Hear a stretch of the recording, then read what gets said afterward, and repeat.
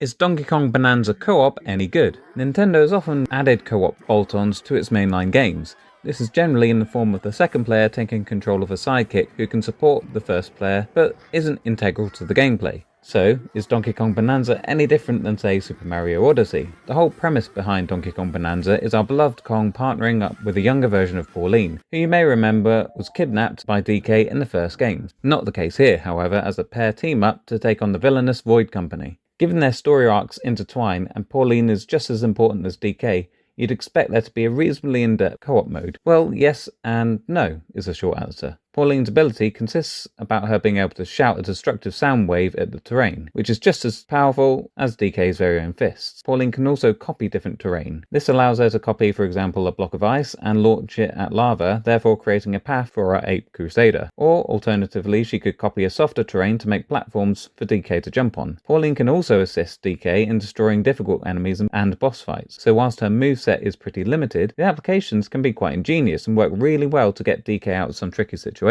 As good as the game is in single player, it's just as much fun in co-op. I feel that the game was designed around Pauline's character as much as it was DK. It doesn't feel like a bolt-on or just a tick box, and it does feel like it's been more integrated into the gameplay. I found myself in many situations where it was really helpful for someone to be playing as Pauline, even if it was just her ability to copy certain terrain just out of my reach, which we can then use in certain situations. For example, it's far easier for Pauline to copy a bomb rock and then spam an enemy with purple explosives than DK's more cumbersome grab and throw. So not only is Nintendo's flagship title an absolute blast to play, it's also just as much fun playing in couch co-op with a friend. I would highly recommend giving it a go if you get the chance.